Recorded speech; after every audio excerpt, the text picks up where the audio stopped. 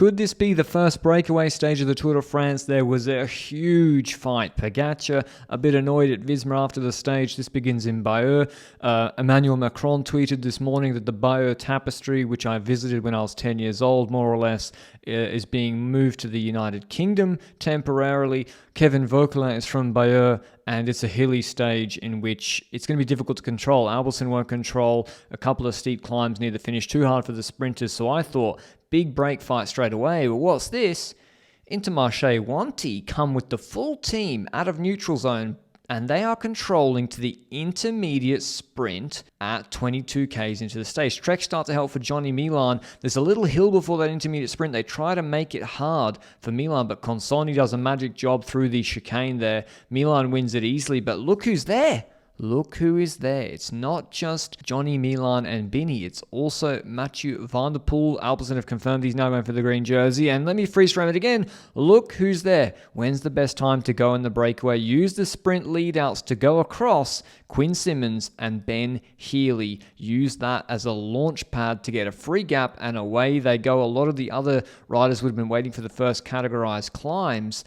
But on this rolling course, you can save a lot in the wheels. But Healy and Simmons, crazy strong today, the both of them. And then on that categorized climb, the jumping starts. Jack Haig is really good in this sort of punchy terrain. A few more riders get across to Harder and Victor Campenas, but it's Simmons and Healy doing most of the work. UAE trying to assume some sort of control, but it's brought back at the top of that climb. Simmons taking the KOM points. Van Aert starts jumping. He's got Pablo Castrillo of Vuelta a España stage win fame last year, but they're brought back. And then the Côte de la...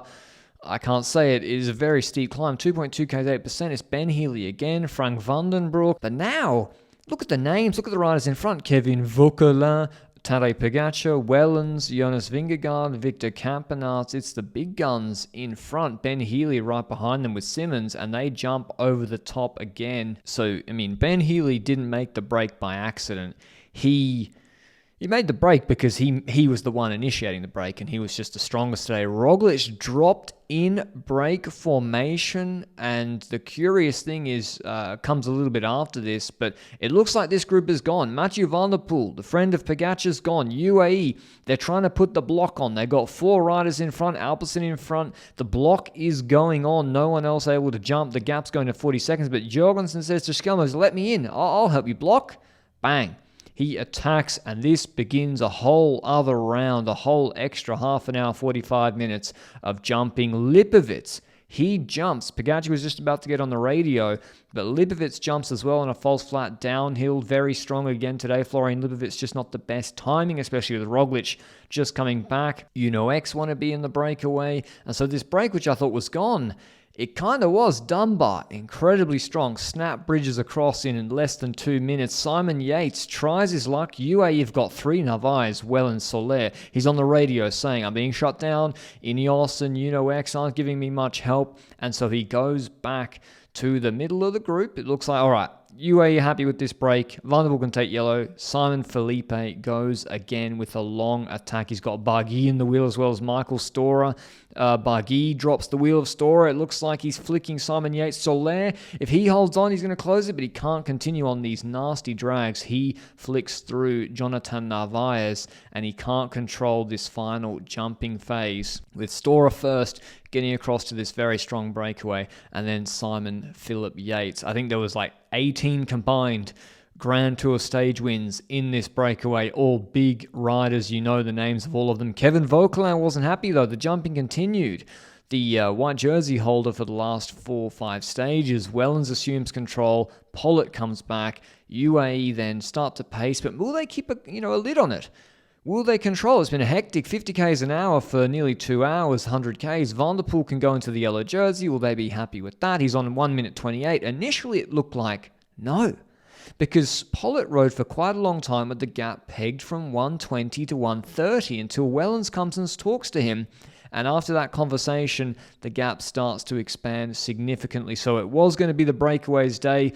3 minutes would be more than enough for this break. They actually get much more than that. And there's quite a lot of cooperation on the KOM points. There was no serious attacks. This is a pretty hard climb. Is Ben Healy, Dunbar going to jump? Storer, I think, was pretending to go for the KOM.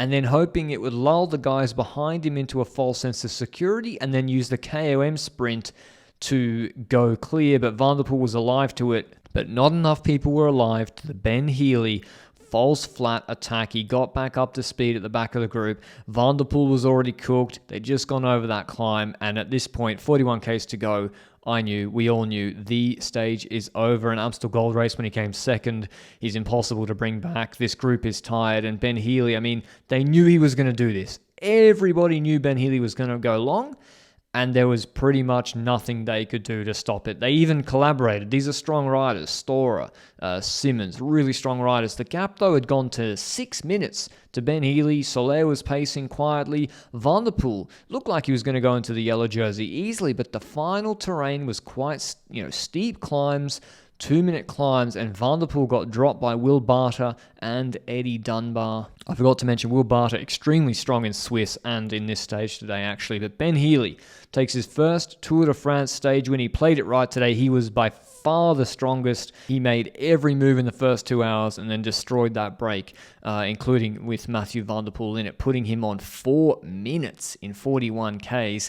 But Visma behind, we didn't see much coverage of what was happening in the group behind. Benoit doing a lead out on the final hill. Lipovitz, for the second time this stage, attacking when Roglic is under pressure. Almeida was really, really suffering today. He got dropped on this climb, on this explosive finish.